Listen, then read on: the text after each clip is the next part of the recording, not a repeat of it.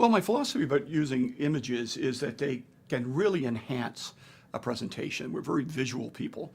If you can show students a photograph of somebody who is writing a major piece or is a major player in the diplomacy of the periods that I'm teaching, it brings the statesman alive. The other thing I like to do is I like to use videos when possible. When I talk about naval disarmament diplomacy between the two world wars, I like to begin with Renee Fleming in the final night of the BBC proms, singing Rule Britannia, because I want the students to get into the mindset that we're dealing with a country that has salt water in its veins. This was the charter of the land, and iron beneath the sacred stream.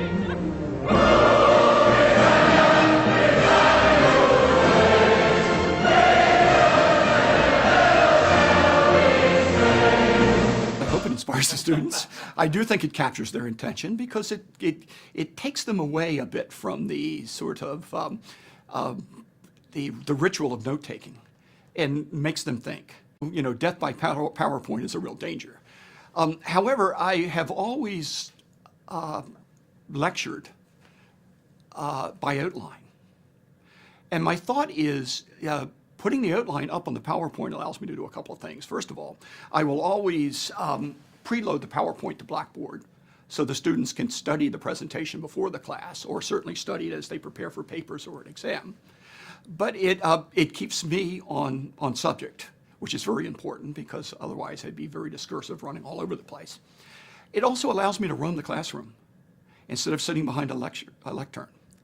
It allows me to go up and look students in the eye as I'm talking, see who is taking it in and who's not. Well, my philosophy is that I will use the text as an outline, and the students can use it as an outline. But I'm far more effective if, first of all, if I don't clutter the PowerPoint slide, but if I riff off of the outline as presented in the PowerPoint. It allows me to be somewhat spontaneous. It allows me to engage the students, to maybe follow the direction they're going in during the class session. Follow their questions, see if they're getting it or not. There's always a student in every class that is a very, very good student, well prepared, has a very expressive face, shouldn't play poker.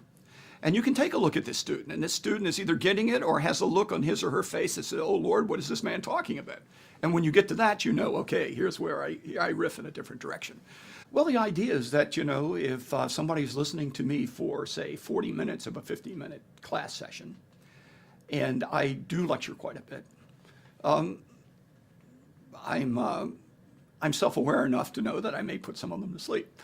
And the idea is that the transitions can sort of wake them up. It can call their attention. It leads them into the next slide. It tells them, pay attention to what I'm about to show you.